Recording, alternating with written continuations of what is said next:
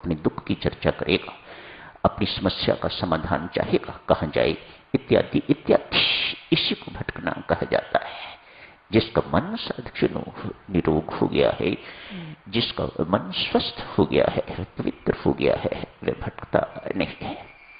पवित्र, निरोग, शुद्ध, ये सारे के सारे शब्द जो मन के लिए प्रयोग किए जाते हैं, इनका अभिप्राय सदक्षिणु इतना ही है कि ये मन परमात्मा के साथ जुड़ चुका हुआ है।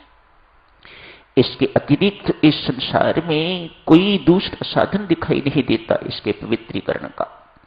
इसे संसार से हटाना चाहते हो तो एक ही साधन है, इसे परमात्मा के साथ आपको लगाना होगा। ओ बुल्लिया रबदा की पावनाए एथों पुटना त्या थे लावना। बुल्ला शाह एक अनपढ़ महान संत क्या कहता है, ओ बुल्लिया रबदा की पावनाए एथों पुटना त्या थे लावना। यहां से उखाड़िएगा, उसे संसार से उखाड़िएगा और उसे परमात्मा के साथ जोड़ दीजिएगा। बस इतना ही कार्य करने वाला है। सुनने में बहुत आसान है। जीवन भी बीत जाए देवियों सज्जनों तो भी महंगे नहीं है। जिसने मन पर जीत कर ली उसने संसार जीत लिया, वह सम्राटों का सम्राट बन गया। जिसका मन पर नियंत्रण नहीं है वह दासों का दास होगा। अमीर होते हुए भी वह कंगाल होगा। बहुत सुखी आपको दिखाई देता हुआ भी अंदर से दुखी होगा।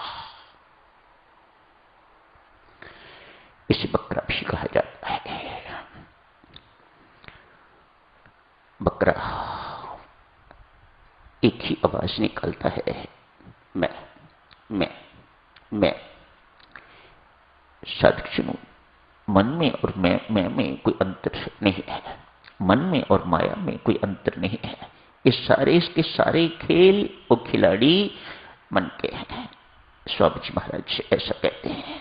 ये सारे के सारे खेल, सुख दुख जो भी कुछ जीवन में आता है, ये सब इस मन के एक खेल हैं। आपको परमात्मा से जोड़ता है या परमात्मा से विमुख करता है, ये सब मन का खेल है। आपको हर्षित करता है, आपको प्रसन्न करता है या आपको दुखी करता है, शोकित करता है, ये सब मन के खेल है और कुछ नहीं। जो कुछ इसे प्रिय लगता है वह सुखदायी है, जो कुछ इसे अप्रिय लगता है वह दुखदायी है। सब खेल इसी के हैं। किसी वस्तु में सुख या दुख नहीं है देवियों सज्जनों, सब इसी के खेल हैं। जिसको ये सुखद घोषित करता है उससे सुख मिलता है, जिसे ये दुखद घोषित करता है उससे दुख मिलता है। किसी वस्तु में, किसी व्यक्ति में सुख दुख देने की सक्षमता नहीं है। ये निर्णय करने की भी सक्षमता किसी में नहीं है। ये सब कुछ मन ही करता है। इसलिए कितना महत्वपूर्ण है। एक चीज से बहुत डरता है और वह विवेक। विवेक कहां से मिलेगा? सत्संग से। इसलिए सत्संग में पहुंचने में मन जितनी बाधाएं प्रस्तुत करता है इतना कोई नहीं। क्यों? सत्संग में जाने से विवेक का उदय होगा और विवेक से ये बहुत घबराता है। आज एक राजा ने घोषणा कर दी, मैं अपनी पुत्री का विवाह एवं आधा राज्य उसे दूंगा जो मेरे इस बकरे को, एक बकरा था उसके पास, जो इस बकरे को संतुष्ट कर दे, तृप्त कर दे, मैं उसे अपनी पुत्री का हाथ दूंगा एवं आधा राज्य दूंगा। क्या करना है? आप इसका पेट भरो, इसे चारा दो, घास दो खाने को, पत्ती इत्यादि खाने को दो, मैं परीक्षा दूंगा। यदि पत्ती आगे करने से ये मुंह ना मारेगा तो मैं समझूंगा कि इसका पेट भर गया है।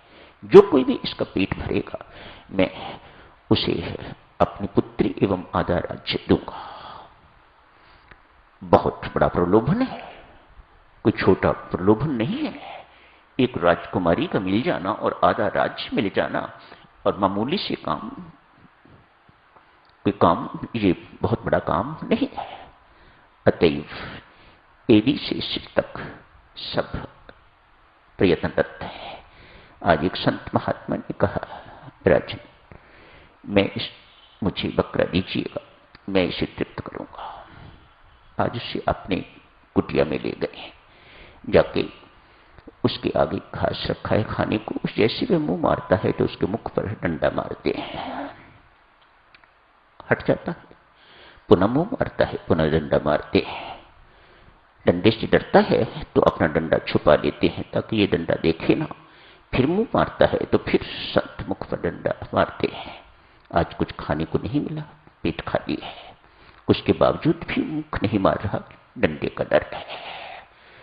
आज इस प्रकार से पक्का हो गया है तो राजा साहब के पास ले गए। राजा साहब ने परीक्षा ली, पास हो गए। ये विवेक का डंडा है साथियों, इससे मन बहुत डरता है, बहुत घबराता है। अपने मन को नियंत्रित करना चाहते हो साधुजनों तो सत्संगति के माध्यम से इस विवेक को जागृत रखो, और कहीं से विवेक नहीं मिलेगा।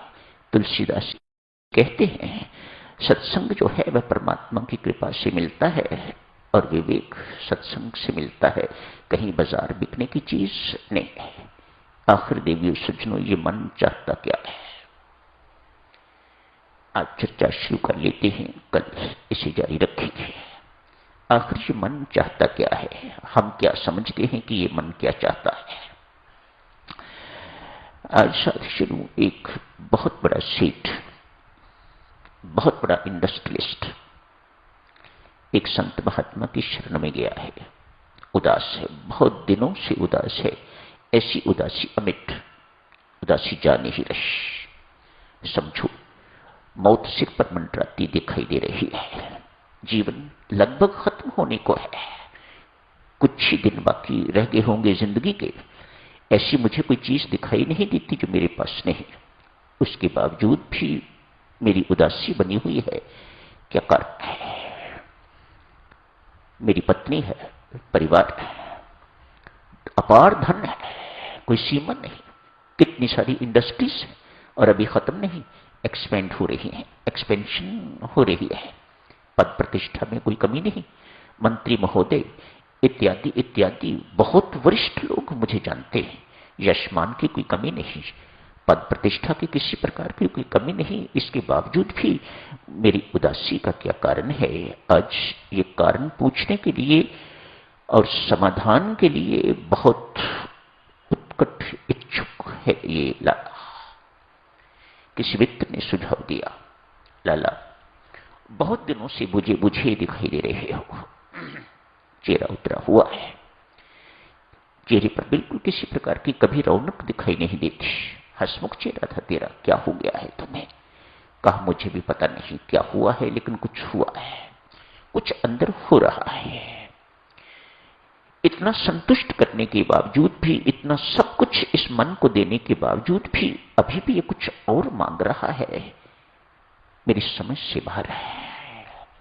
आज संत महात्मा के पास जाके यही निवेदन किया है, महात्मन मेरी अंतिम आस हो आप, मैं थक के हार के आया हूं, जीवन से थका हुआ व्यक्ति आज आपकी चरण शरण में आया है, मेहरबानी करके मेरी समस्या का समाधान कीजिएगा।